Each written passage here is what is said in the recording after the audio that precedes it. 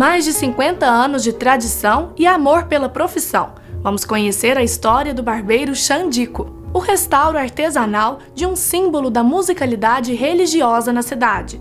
O projeto História nas Escolas faz mais uma exibição, dessa vez para os depoentes.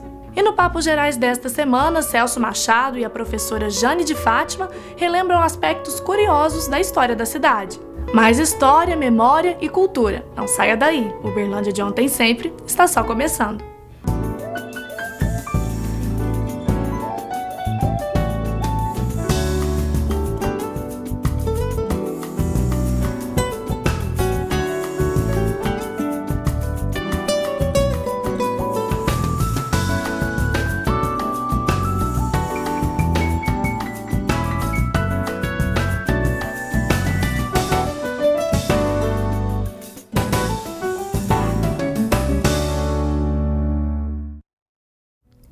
Alexandre Martins, mais conhecido como Xandico, é um dos barbeiros mais tradicionais da cidade. Na matéria de hoje, ele fala sobre a paixão pela profissão, os amigos que conquistou e comenta sobre as principais mudanças que Uberlândia sofreu desde a década de 60. Confira!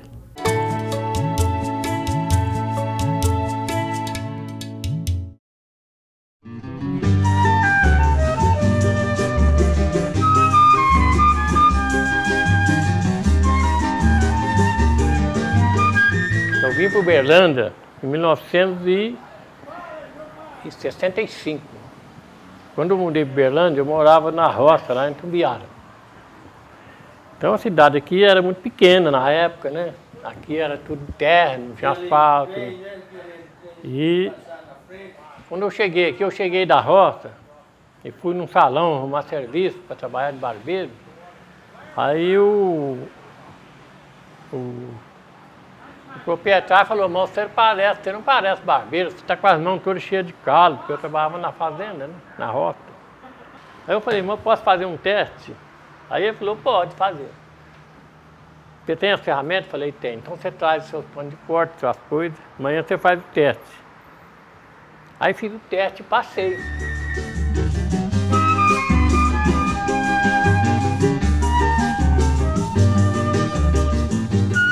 A navalha era difícil para molar, porque na época tinha muita poeira, então tinha o negócio de afiar na navalha, né? Era uma pedra, né? Era uma sola dessa sola branca da selaria, então a gente fazia ali onde a gente amolava na navalha. E quando dava um vento, aí jogava areia naquela sola, aí atrapalhava o corte da navalha tudo.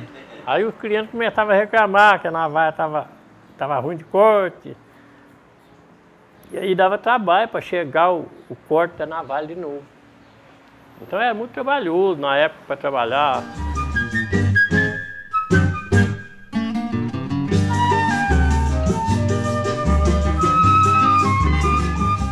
A maquininha ela era manual.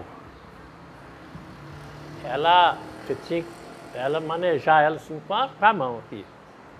Aí você pegava e fazia assim, ó. Você tinha que manejar ela bem rápido para ela cortar. E cada máquina era um pente, não trocava pente. Hoje a máquina elétrica põe um pente que quer, né? Um pente mais grosso, mais fino. Naquela época não. Tinha a máquina número 1, tinha a máquina número 0, tinha a máquina número 3, número 2.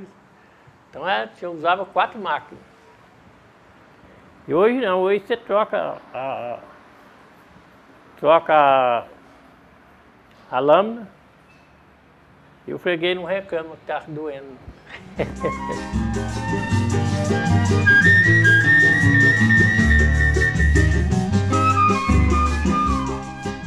Tem família no Uberlândia que eu corto o cabelo de 4 gerações da família.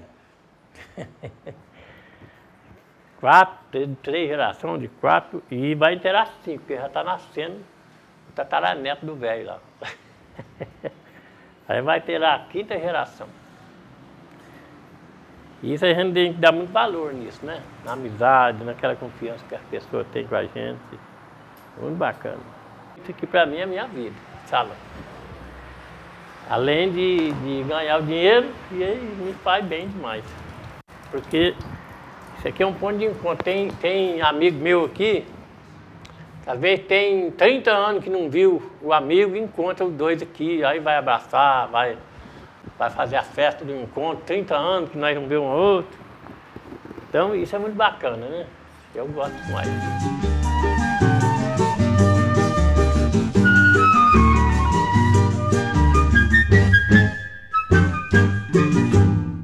Uma exibição para aqueles que ajudaram no resgate da história de 9 patronos de escolas da rede municipal.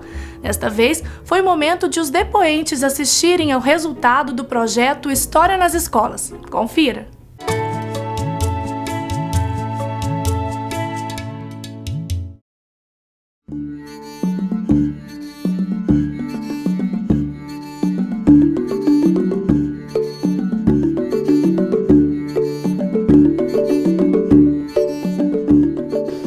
Toda vez que a gente inicia um projeto, a gente tem uma expectativa, né? E felizmente o que tem acontecido com tudo que tem envolvido, principalmente o Uberlândia de ontem e sempre, é que o retorno acaba ficando superior ao que a gente tinha imaginado, né? Então, quando a gente começou o História nas Escolas, com apoio aí do Instituto Algar, que foi fundamental, e do CEMEP, né? O que a gente imaginava? Que nós íamos estimular as crianças, os alunos a pesquisarem mais sobre os seus patronos, né? E também sobre as outras pessoas do seu relacionamento. Mas aconteceu uma coisa que eu pessoalmente não tinha imaginado e deu uma repercussão muito grande, que foi o envolvimento dos depoentes. Então os familiares dos patronos envolveram, deram as suas contribuições e sentiram, de certa forma, o que é verdade, uma volta de homenagem àqueles que são os patronos das escolas, né? Além de muito importante, eu achei muito emocionante e passa um filme na cabeça da gente. Mas eu acho que é uma obra que deve prosseguir, porque é uma coisa que o povo precisa saber, a origem das coisas.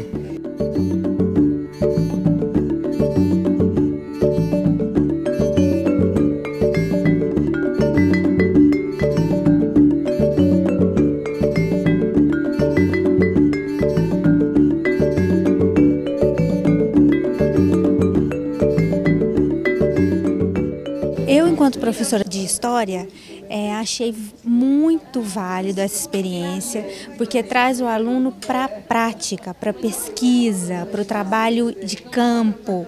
E isso era uma possibilidade que para nós ainda não tinha acontecido nesses últimos tempos.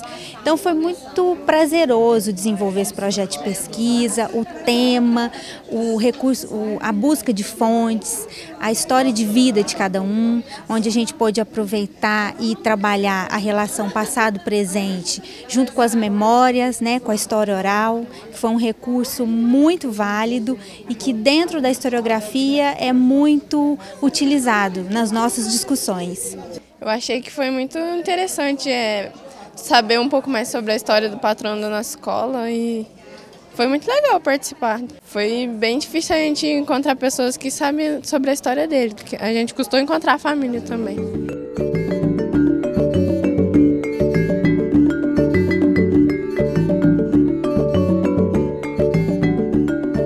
A exibição foi muito importante porque, pelo comparecimento do pessoal que estiveram aqui, relembrando o passado dos seus ancestrais, e que os alunos de hoje, essa juventude, possa ter mais compreensão e buscar as raízes de onde vieram. A gente faz votos que esse projeto se expanda mais para outras comunidades, outras escolas rurais e de outros municípios também. Em 2014, nós vamos dar sequência a esse trabalho aqui em escolas da rede municipal, né, junto com o CEMEP, junto com o Instituto Algar, e nós também vamos levar para outras cidades da região. Ver o trabalho concluído é muito gostoso. Ver as histórias todas contadas, ver o rosto das crianças, ver os depoentes falando, participando desse processo. E quando a gente vê que as histórias realmente foram resgatadas e que isso fez sentido para quem fez parte do processo, é interessante e dá vontade da gente continuar investindo nessa iniciativa.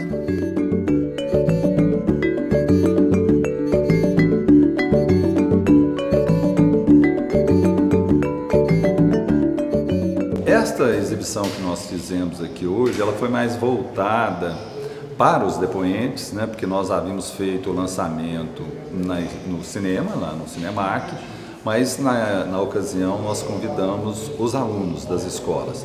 E tinha uma escola da rede, que é da rede rural aqui, aliás, uma escola rural, que não pôde na época ir, então ela veio aqui, né? Então hoje nós tivemos então essa apresentação aqui na Road da Algar para os depoentes e para os alunos dessa escola rural. E também tivemos a oportunidade de mostrar para eles um pouco da nossa mostra aqui do Fio Sem Fio, que resgata um pouco a história de Uberlândia, de Uberaba, Araguari, Patos e Ituiutaba. Um povo que não tem história não existe. Eu tenho que resgatar a história. Isso é muito importante.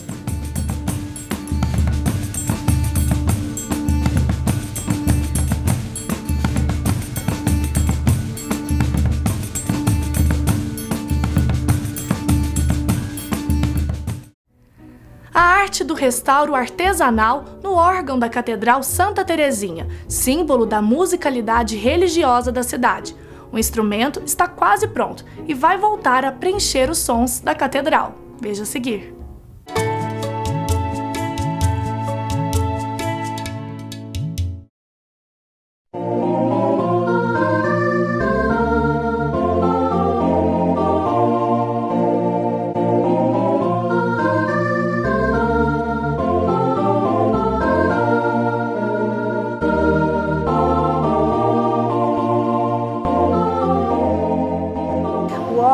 Nasceu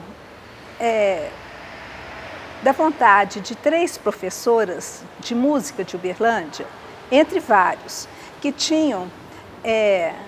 ouviram órgão fora de Uberlândia e gostavam e queriam trazer também para Uberlândia esse instrumento. Então eles chegaram até o Monsenhor Eduardo, que era o pároco da época, e mostrou para eles a ânsia delas, a vontade de trazer alguma coisa melhor para Uberlândia. Essas professoras eram a Dona Cora Caparelli, Irene Bernardes e Luci Santa Cecília. Quando eu cheguei na catedral, já vi esse projeto, mas nada em prática, só idealização ainda. Mais adiante, recentemente, conseguimos estruturar mesmo o projeto, enviar para o Ministério da Cultura e efetuar a aprovação.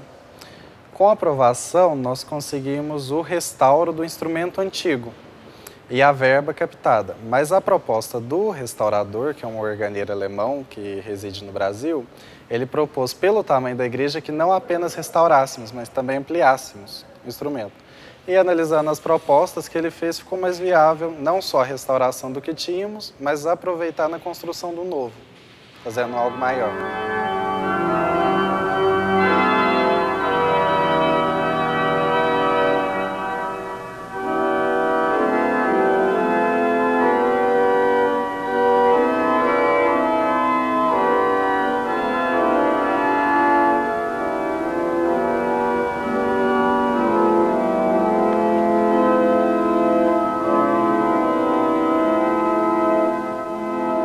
Nos anos 90 foi feito um primeiro restauro do órgão de tubos aqui de nossa catedral, pelo Rigato de São Paulo, né, que foi praticamente uma limpeza, né, restauro mesmo do que havia, né, a troca da caixa, mas tempos depois ele estragou e ficou inutilizado.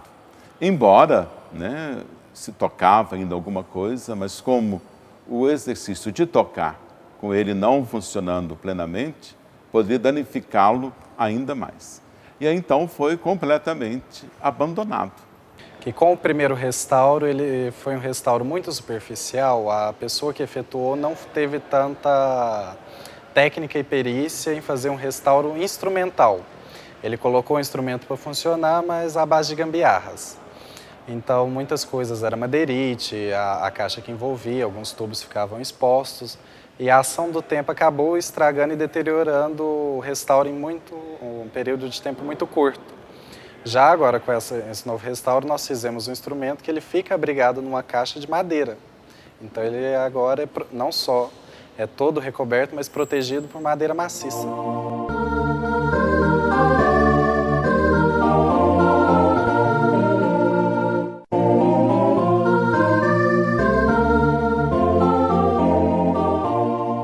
Brasil mesmo tem alguns lugares, Minas Gerais, nós temos relatos, inclusive São João del Rei é uma delas, que há órgãos pequenos, não relativamente grandes, mas de tubos, dedicado a residências. E hoje em dia nós temos em poucos lugares, não só nas igrejas, embora é onde mais se é difundido, mas não destinado apenas ao culto litúrgico. Ele também é empregado em vários tipos de concertos. Estamos aguardando, né, esses novos recursos para quitarmos a última prestação, para que eles possam vir fazer a afinação, né? E aí, finalmente, o órgão está pronto para ser apresentado à comunidade.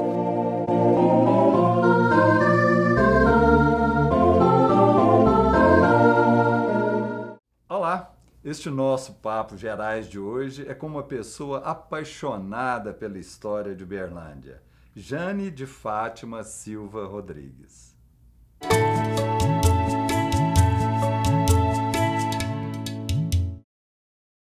Jane, você nasceu aqui em Uberlândia, né? Sim, eu nasci em Uberlândia e praticamente toda a minha trajetória profissional, né, se deu aqui. Em que pese eu ter saído para o curso de mestrado e doutorado, né, mas toda a minha atividade, né, profissional, né, está muito calcada na cidade de Uberlândia. E o que te despertou e quando para a história? Bom, sempre, desde pequena eu gostava muito, né, de ler sobre os grandes fatos, as grandes personalidades da história. E quando eu estava às vésperas de fazer o vestibular, eu fiz o curso normal no antigo Liceu de Uberlândia, né, que infelizmente hoje fisicamente ele não existe mais, mas com certeza nas mentes dos alunos e alunas, de professores ainda, né, que estão vivos e que de uma certa forma participaram, né, do progresso intelectual de Uberlândia. Então fiz o liceu, o normal no colégio Liceu de Uberlândia e fiquei entre duas grandes áreas, né, que eu gostava muito, a literatura, ou seja, letras, e a história. E optei, né, pela história. Ainda não havia a Universidade Federal de Uberlândia, era a Faculdade de Filosofia, Ciências e Letras. Da irmã Hilar? Isso, né? Fui aluna, né, da irmã Hilar, a irmã Odélcia. Então, pessoas que tiveram uma contribuição fantástica, né, na criação da intelectualidade, vamos dizer assim, ou pelo menos de iniciar as pessoas para o seu desenvolvimento, né, intelectual. E optei pela história, né? Me formei e logo em seguida fui dar aulas, né, aí sim, já na Universidade Federal de Uberlândia. Jane, que importância que você dá, o valor que você dá para a história de uma cidade, principalmente a cidade de Uberlândia, em que a grande maioria, talvez hoje, seja de pessoas que vieram de fora? Olha, Celso, eu vejo assim,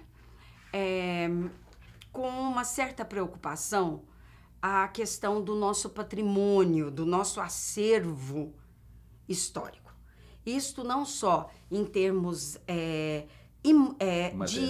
de materialidade, né? Nós perdemos praticamente quase todos os casarões do início dos anos de 1910, né, que margeavam ali a Praça Clarimundo Carneiro e subia pela João Pinheiro. Então, isto, né, está perdido praticamente.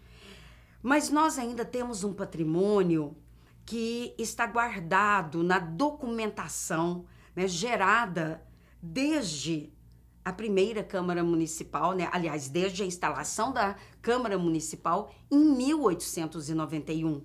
Né, as primeiras atas, os primeiros livros de recebimento de impostos. Então, nós ainda temos, né, uma documentação extraordinária que está, né, sob a posse do Arquivo Público de Uberlândia, do qual eu fui uma das, né, fundadoras. À época, eu fui convidada para organizar o Arquivo, né, Público de Uberlândia, né, no sentido de preservar ainda, né, o que restava, né, da nossa memória. Porque se eu não tiver memória, eu não tenho história. É a memória que vai me dizer, olha, né, a história está aqui presente. Só que esse tipo de material histórico, ele é pouco acessível ao cidadão, à cidadã comum. Né? Tem um valor incomensurável para nós, historiadores, né? Para nós, pesquisadores, mas com raras exceções. Por exemplo, uma criança, né, de 4ª série do ensino fundamental, né, vai ler uma ata da Câmara Municipal de 1892. Né? Ou mesmo um adolescente vai,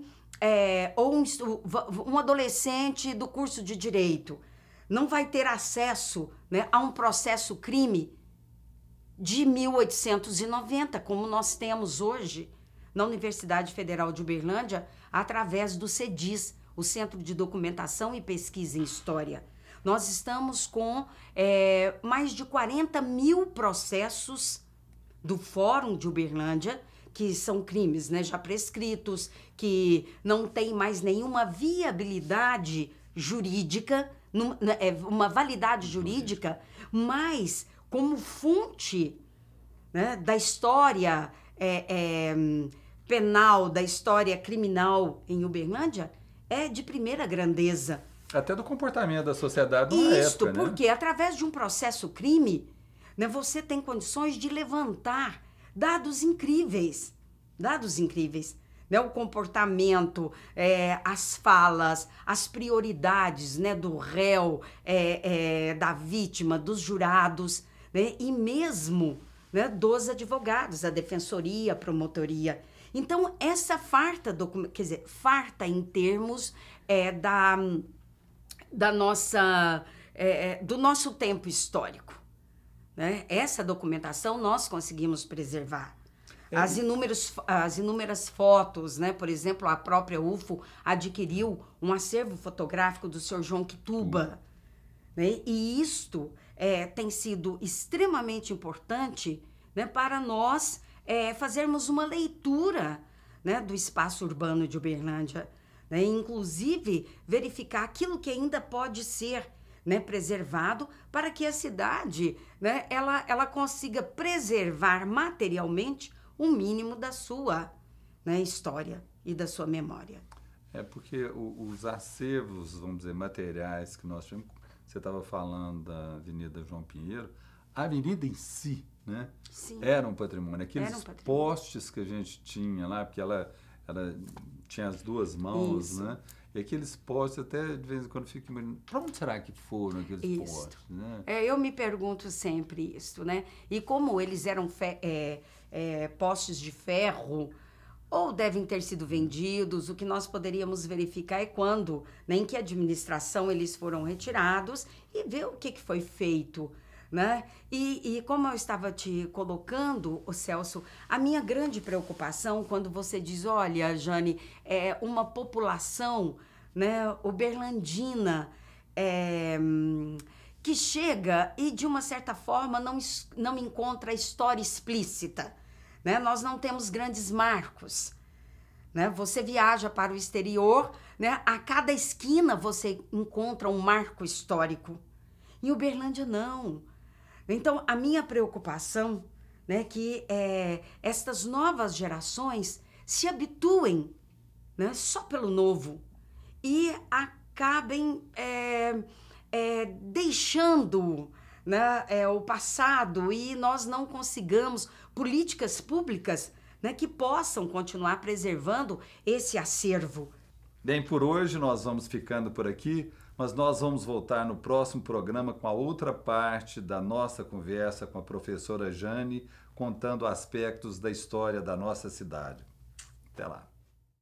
E hoje nós ficamos por aqui. Acompanhe mais do nosso programa pelo site uberlandiadeontensempre.com.br ou envie suas sugestões pelo e-mail close@close.com.br. E até o próximo programa.